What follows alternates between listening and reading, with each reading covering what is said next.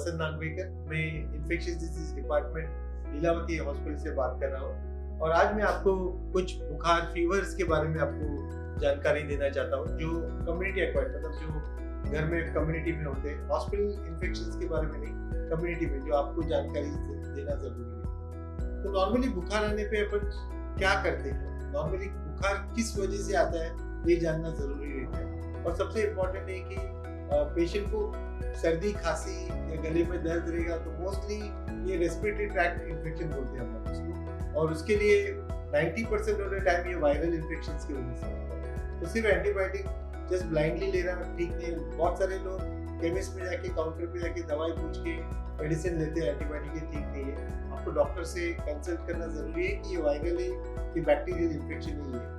ये एक कारण रहते हैं जो कॉमनली बुखार का कारण रहते हैं कम्युनिटी में, जो सबको होता है। दूसरा कारण है कि सबसे important dengue, malaria, lepto scrub typhus, इसके लिए भी बहुत इम्पोर्टेंट है। और दोनों ये जो मलेरिया है, डेंगू है, लेप्टोस्पायरोसिस, इनके सबके चेहरे एक जैसे दिखते हैं। तो इसमें किस वजह से कौन सा पेशेंट को क्या तकलीफ हुआ है ये जानना जरूरी मुश्किल हो जाता है। पर ये यूजुअली सीजनल रहता है, जैसे कि डेंगू बारिश के 1-2 महीने बाद शुरू होता है, मलेरिया बारिश शुरू के 15 दिन के बाद ही यूजुअली मलेरिया दिखाई देता है। लेप्टोस्पायरोसिस भी जब भी बहुत फ्लडिंग हो जाते हैं उस समय दिखाई देते हैं। अपन सब लोग लोनावाला, कंडाला, रायगढ़, ये बहुत सारे जंगल एरियाज में घूमने जाते हैं पिकनिक्स के लिए, तो जब भी आते हैं वापस तो उसकी वजह से भी बुखार हो सकता है। तो इसके लिए जांच अलग सी रहती है। बट कैसे मालूम पड़ेगा कि अपने को किस वजह से बुखार आ रहा है? तो कोई भी बुखार एकदम तेज रहता है, 102, 103 बहुत ज्यादा रहेगा, और बहुत कमर में दर्द रहेगा, सर दर्द रहेगा,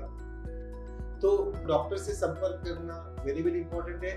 और इसके लिए सब बाकी जो टेस्ट अवेलेबल है, डेंगू के लिए टेस्ट अवेलेबल है, मलेरिया के लिए टेस्ट अवेलेबल है, लेप्टोस्पायरा के लिए सब टेस्ट काफी सारे अवेलेबल। कोई भी बुखार रहेगा तो उसको आपको डॉक्टर से कंसल्ट करके ही आपको फाइंड आउट करना जरूरी है कि किस वजह से बुखार आ रहा है। क्योंकि डेंगू में भी ठंडी लग के बुखार आता है, मलेरिया में भी ठंडी लग के बुखार आता है, लेप्टो में भी वैसे ही आता है, और टाइफाइड में भी शुरुआत में वैसे ही बुखार आते हैं। तो अपने को जांच करके ठीक से दवा लेना सबसे इम्पोर्टेंट बात है, और डॉक्टर से संपर्क करना इम्पोर्टेंट। और ये सब जो भी बहुत सारे टेस्ट अवेलेबल है, जो रैपिड टेस्ट भी अवेलेबल है, थोड़ा एक्सपेंसिव है, तो उसमें अपने को डेफिनेटली तुरंत मालूम पड़ जाता है सेम डे पे बाय इवनिंग कि अपने को इसमें एक ही रिपोर्ट, एक ही टेस्ट में कि अपने मलेरिया, डेंगू, लेप्टो या स्क्रब टाइफस है। और काफी रिलायबल टेस्ट है जिसको पीसीआर बेस्ड टेस्ट बोलते हैं, जो कि काफी लीलावती में भी अवेलेबल है और काफी सारे लोकल लैब्स में भी अवेलेबल है। और जब ये सर्दी खांसी का रहता है यूजुअली वायरल रहते हैं, 48 आवर्स में यूजुअली कम हो जाते हैं सब, ज्यादातर सब लोगों में। बट अगर 48 आवर्स का बियॉन्ड रहता है तो फिर आपको डॉक्टर्स को चेक करना जरूरी है। और स्पेशली डायबिटिक्स, एल्डरली पेशेंट जो रहते हैं, बुजुर्ग रहते हैं, उनमें अगर खांसी सर्दी बुखार रहेगा तो उससे आई थिंक उसके लिए सब जो फ्लू है, तो फ्लू के लिए अच्छी दवा अवेलेबल है, पर ये आपको काउंटर पे नहीं लेना चाहिए।